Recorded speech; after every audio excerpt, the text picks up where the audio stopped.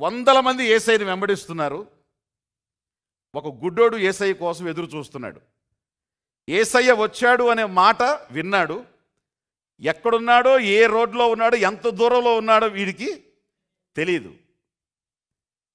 యేసుక్రీస్తుని చూడాలని, యేసుక్రీస్తుని ముట్టుకోవాలని, యేసుక్రీస్తుని తాకాలని, యేసుక్రీస్తుతో నడవాలని చాలామంది, వందల మంది ఆయన వెనకాల వెళ్తున్నారు. ఇందులో జక్కయ్య లాంటి కూడా ఇంకా కొందరు ఉన్నారు. కానీ యేసుని ఆపింది ఎవరు? అక్కడ ఉన్నటువంటి ధనవంతుడు కాదు, పొలిటీషియన్ కాదు, ఒక ఉన్నవాడు కాదు, ఎవడు కాదు. ఆపింది ఎవడు? ఒక అడుక్కు తినేవాడు. ఎలా ఆపగలిగాడు? ఒక్క మాటతో ఆపేశాడు. ఏ మాట? నజరేయుడా అని పిలుస్తున్నారు, యేసు అంటున్నారు, ప్రభువు అంటున్నారు. అవన్నీ ఆయన ఆపల. ఒక్క మాట ఏమన్నాడు? దావీదు కుమారుడా అన్నాడు. హోలీ స్పిరిట్ నీకు ఇచ్చే మాటలు ఎట్టుంటాయంటే, నీ దేవుడు ఎక్కడికో బండేసుకు వెళ్ళిపోతున్నా ఆపేసి, బాబు ఎవడాడు పిలిచాడు అక్కడ నన్ను అని వెనక్కి తిప్పుతాయి ఆయన్ని. నీ దేవుడు కోట్ల మందికి సహాయం చేయటంలో ఆగిపోయి నీ సంగతి ఏంటో చూసి నీకు సహాయం చేసి తీరతాడు.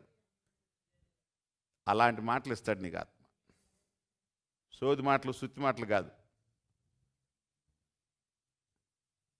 అడగండి, ఆత్మదేవా, యేసుని ఆపే మాటలు, దేవుణ్ణి ఆపే మాటలు, నా దగ్గరకు ఆయన్ని వెనక్కి తెచ్చే మాటలు, నీకేం కావాలి అని నన్ను అడిగించే మాటలు, నా చీకటిని ఎట్లా తొలగించాడో నా కష్టాన్ని తొలగించే మాటలు నాతో మాట్లాడించు.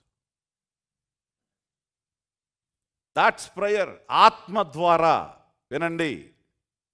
ఈ సంవత్సరం నుంచి మీ ప్రార్థనలు మారాలి, మీ హృదయాలు మారాలి, మీరు చూసే విధానం మారాలి, మీ అంతరంగం ప్రవర్తించే ప్రవర్తన మారాలి. ఫలం కోసం ఎదురు చూస్తున్నాడు ఈ సంవత్సరం. న్యూ జెరూసలేం చర్చ్ ఫలం కోసం ఎదురు చూసే సంవత్సరం ఈ సంవత్సరం. He is expecting for fruit, not for branches. నీ చెట్టు కోసం, ఆకుల కోసం కాదు ఆయన చూసేది. చెట్టు పెంచాడు, ఆకులు పెంచాడు. ఇప్పుడు ఏం ఎదురు చూస్తున్నాడు? ఫలాలు. ఫలాలు ఫలించకపోతే చెట్టుకే డేంజర్.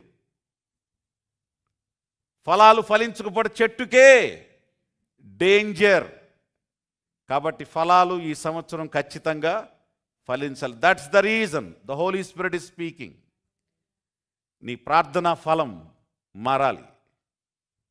నీ ప్రార్థనలో నానా విధమైన ఆత్మతో చేసే ప్రార్థనలు రావాలి.